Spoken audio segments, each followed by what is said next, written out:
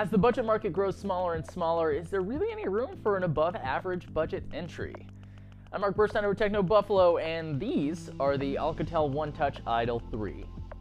The Idol 3 comes in two models, one with a 4.7-inch display with a really kind of tiny form factor and a 5.5-inch model.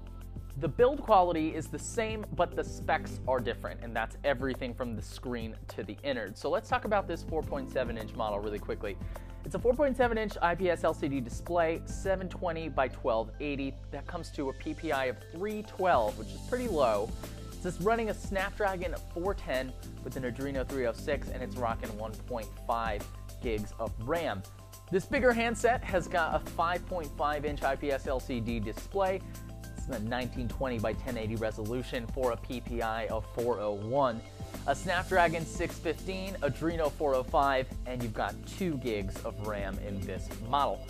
Both of these two contain 16 gigs of onboard storage and an SD slot, which is expandable up to 128 gigs. The build on both of these things is actually really good. Most of it's plastic, but the metal trim here gives it kind of like a semi-premium feel. If the specs on this device were a little bit more robust, I'd still be super happy with the build quality of both of them, really. I think the best way to describe them is svelte. I think that word kind of embodies how they feel in the hand. They feel slim, strong, comfortable. The design isn't like super groundbreaking or anything like that, but it feels nice in the hand. It's kind of inoffensive.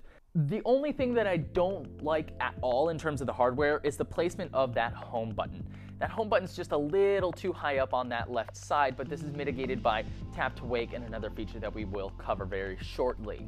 The displays on these devices are good for what they are, but the display on the 5.5-inch model is much better than the 4.7-inch entry.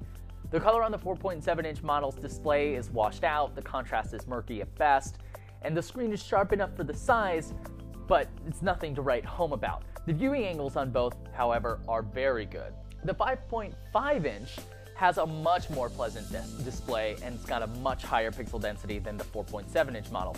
The color temperature, the contrast, all much better on the 5.5-inch display. Unfortunately though, both of these displays must have similar touch panels because they're not the most responsive, and you are going to notice it at times as you're scrolling around. You're going to see just or a tap here and there might not quite trigger on both of these devices. So the touch panel left a little something to be desired, but nothing too bad. The performance on both devices was totally passable, but really nothing to write home about. I did notice some non-trivial amounts of lag on both devices. I turned on GPU rendering, and it's really clear that they both have a bit of a hard time. And again, that responsiveness of the touch panel, with that in question combined with the lag, I can't really say that the Idol offered a terribly pleasant experience when it comes to performance, though it certainly wasn't the worst. It can handle the basics, just don't really expect too much more than that. Just loading up Adventure Time Puzzle Quest on this thing was a 3-minute affair, and that's on the higher end model. If you've noticed, I don't usually talk too much about the speakers on devices unless they're above average. Most phones just have okay speakers, it's nothing crazy, and I just need more time in videos. But these are above average. While they're not boom sound, they definitely sound better than they have any right to. They're front-facing, they're pretty crisp, and they get pretty loud. The camera on both of these devices is fine. The 4.7-inch definitely struggles a little bit more than the 5.5-inch model. Things are a little bit more washed out, things are a little bit murkier, and definitely has a little bit of issue with noise, and neither device does terribly well in low light. But in decent light to good light, the 5.5-inch device has a great camera, better than you would expect a camera like this to be. It's even got an HDR mode, and it takes some decent shots, better than I expected them to be, so I was pleasantly surprised by the camera in the 5.5-inch. The battery life on both of these was a little weird. At first, it was working out pretty okay. The small one especially, since it's a low resolution display and it's really not rocking too much in there, doesn't eat up battery too quickly. But then when I started using them a little bit more frequently throughout the day, they had a hard time making it through overnights in standby mode after a full day of usage. Plus, neither of these support fast charging, so they are going to need a little bit of TLC when it comes to battery, which unfortunately, I would really expect more than that from a budget device. That should be one of the things that you do really well as a budget device, and these are okay. The software actually had a ton of pleasant little tweaks. Nothing here is terribly offensive. The launcher is skinned, but it's fine. and the handful of apps that are preloaded aren't terribly obtrusive.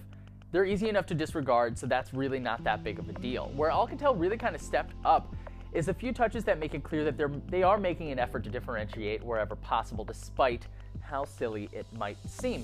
One of the marquee features of the Idols is the fully reversible nature of the screens on these devices. Sure, this is just screen orientation, and we've seen it on a bunch of stuff before, but until now, we've really kind of only seen it on a tablet. Think about it. How often do you pick up your phone when it's turned off and realize that you need to flip it upside down in order to use it? It happens to me all the time. But with these, it doesn't matter. It's kind of nice. You can just pick it up, double tap to wake it, and then go about using it. This one time, I actually didn't even realize that it was upside down until I went to lock it to put it down. And it's a small thing, but it really made a big difference, and I do wish that were standard in every Android build.